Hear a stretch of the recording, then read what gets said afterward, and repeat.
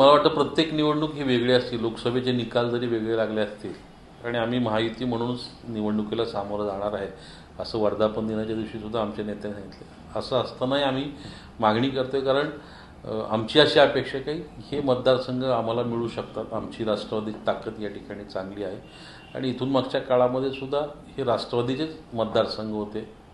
किंबहुना हे जे लोक तिकडे आमदार आहेत हे पूर्वी राष्ट्रवादीचेच कार्यकर्ते, तेच त्या ठिकाणी जाऊन आमदार झाले. त्याच्यामुळं इथं राष्ट्रवादीला निश्चितपणे संधी, कारण या ठिकाणी अजितदादांच्या माध्यमातून या पिंपरी चिंचवड शहराचा खूप चांगला विकास झालेला आहे आणि त्याच्यामुळे इथली जनता त्यांच्या पाठीशी उभं राहील असं मला वाटतं.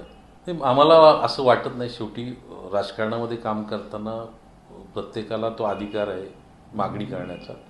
शेवटी नेते निर्णय घेणार आहेत आणि जशी आज आम्ही मागणी करतो इथं, तसं इतरही ठिकाणी त्या भारतीय जनता पक्षाचे किंवा शिवसेनेचे लोक त्या ठिकाणी मागणी करतायत. त्याच्यामुळं तो निर्णय वरिष्ठ पातळीवर ठरतो. त्याच्यामुळं मला नाही वाटत, ही लोकशाहीतली एक प्रक्रिया आहे असं मला वाटतं. म्हणजे 100% आमची तयारी आहे, कारण आमची युती तर आत्ता झाली मागच्या वर्षी.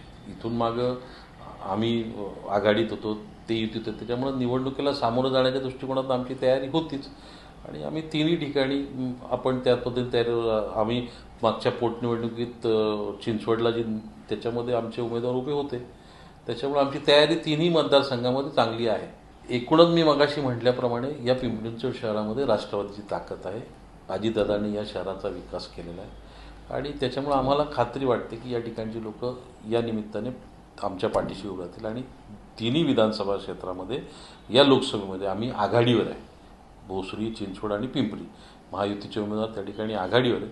त्याच्यामुळे आम्हाला खात्री आहे की या ठिकाणी आम्हाला विजय मिळू शकतो. जागांची निश्चितपणे, कारण शेवटी महायुतीला सत्तेत येण्यासाठी ज्या ज्या ठिकाणी त्यांना वाटतं की आपण जागांची अदलाबदल केली पाहिजे त्या त्या ठिकाणी अदलाबदल होणार आहे.